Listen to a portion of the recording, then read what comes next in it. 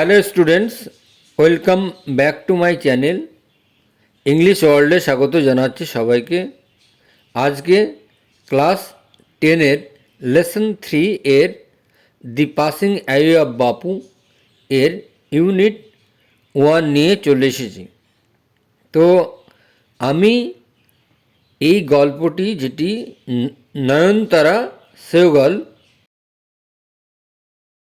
এর লেখা, এই গল্পটির বাংলা মানে ও ব্যাখ্যা সহ পড়াবো। তো তোমরা যদি ক্লাস 10-এর ভিডিওগুলি না দেখে থাকো তো আমি ডেসক্রিপশন বক্সে লিঙ্ক দিয়ে দিয়েছি, দেখে নিতে পারো। চ্যানেলটিতে নতুন হলে সাবস্ক্রাইব করে নিও, আমার পাশে থেকো, আর এই রকম ইনফরমেটিভ ভিডিওগুলি তোমার বন্ধুদের সাথে শেয়ার করো। তো এবার পড়া শুরু করি। তো দ্য পাসিং অ্যাওয়ে অফ বাপু মানে বাপুর প্রয়াণ, বাপুর মৃত্যু। পাসিং অ্যাওয়ে মানে মৃত্যু। তো এবার আমরা লেখিকা, দি অথর অ্যান্ড দ্য টেক্সট এবং কবি এবং পাঠ্য বিষয় সম্পর্কে জেনে নিই। নয়নতারা Sehgal 1927 is one of the first female Indian writers in English. তিনি একজন বিখ্যাত 1927 সালে জন্মগ্রহণ করেন। Is one of the first female Indian writers, তিনি একজন ভারতীয় লেখকদের মধ্যে অন্যতম ইন ইংরেজিতে। টু রিসিভ ওয়াইড রিকগনিশন, এর জন্য তিনি সারা ভারতবর্ষ জুড়ে খ্যাতি লাভ করেন। হিজ ফিকশন ডিলস উইথ, তার কাহিনীগুলো ব্যাখ্যা করে, deals with response to crisis about by political changes. Indian response, ভারতীয়দের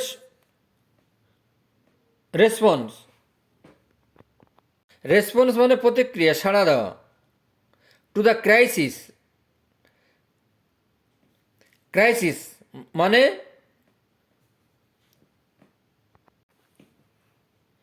ক্রাইসিস মানে সংকট, brought about by political changes, রাজনৈতিকভাবে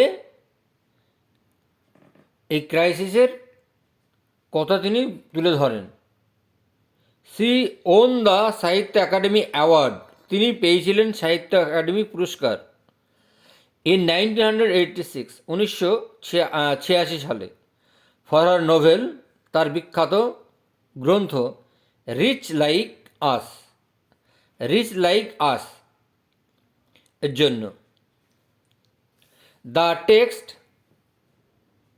এর পাঠ্য সম্পর্কে এখানে দেওয়া আছে।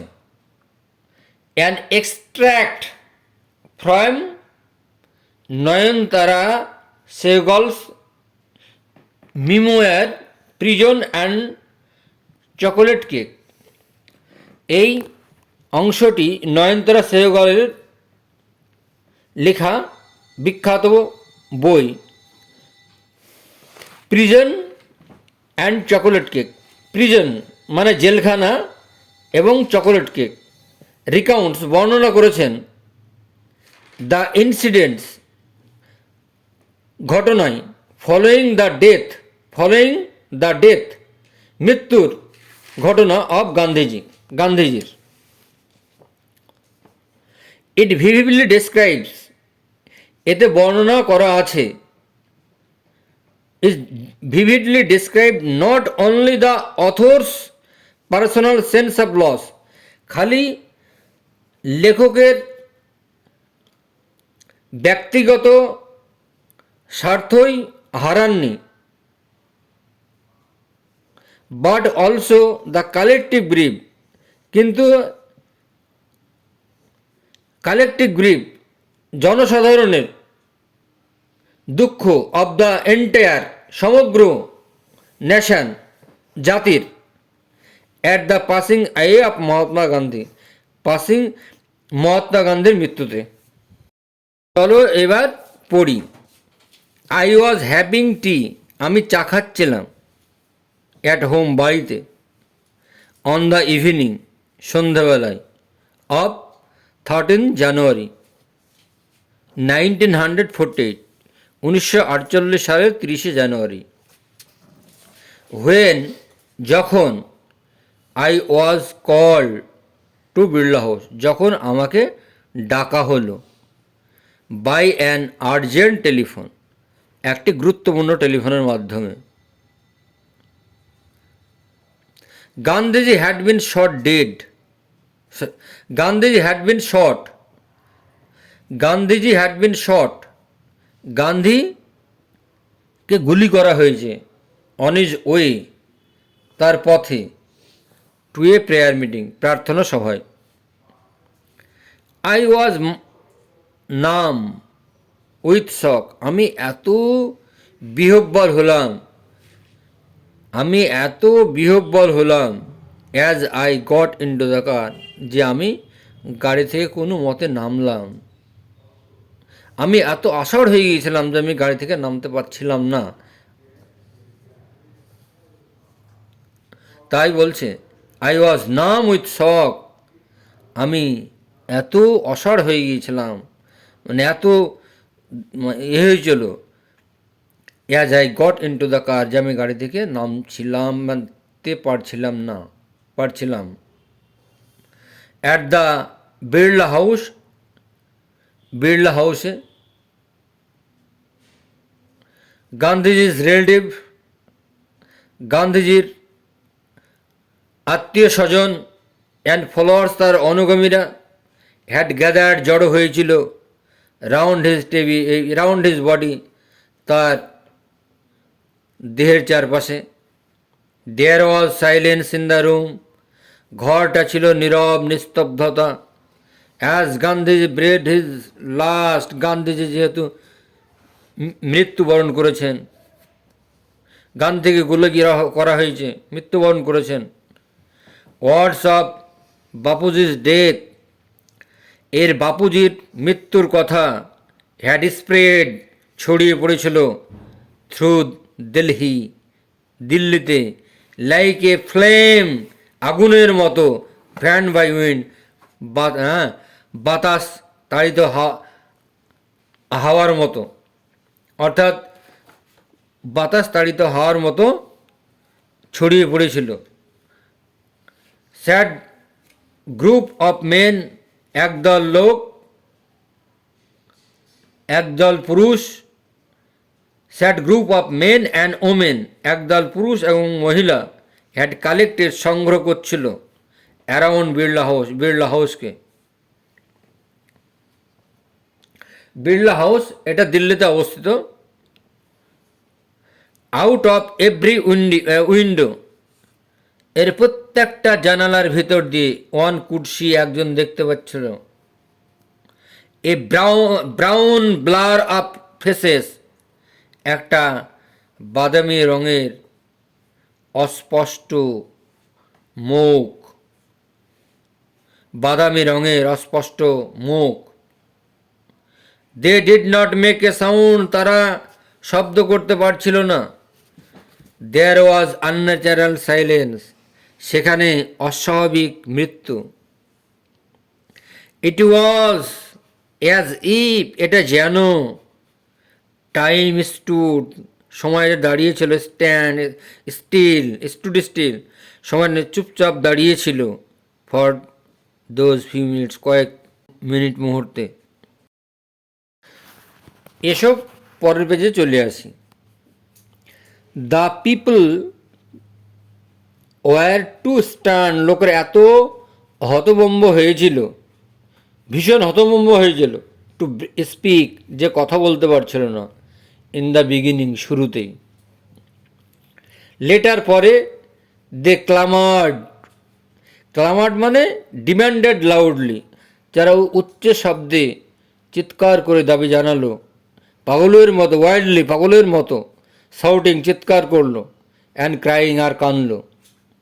দে জাসুল তারা ধাক্কাধাক্কি করলো, ঠেলা দিল, জোর জবস্থায় হ্যাঁ ঢুকে পড়লো। যে জাসল্ড ওয়ান অ্যানাদার, একজন অপরজনকে, ইন এ স্ট্যাম্পিড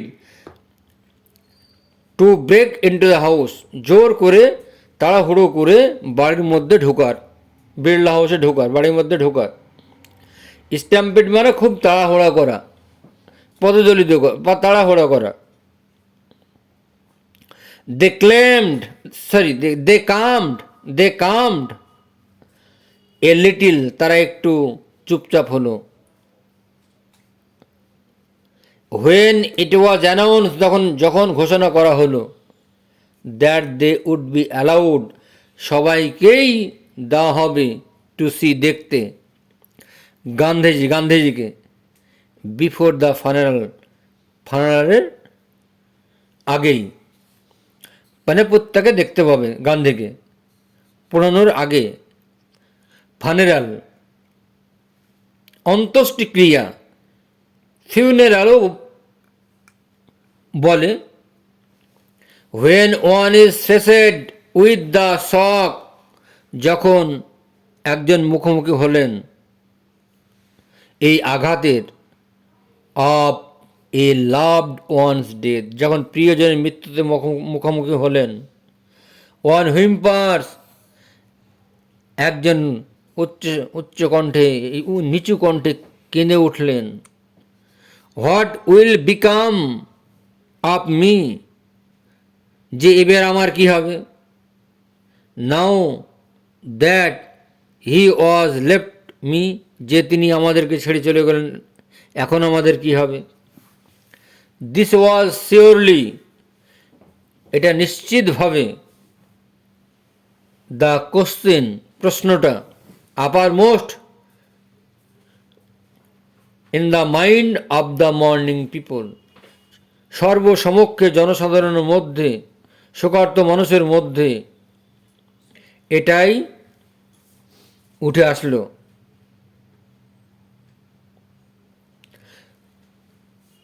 তাহলে this was surely question upper most in the mind of the mourning people. They looked like lost children, তারা হারানো শিশুদের মতো হয়ে গেল।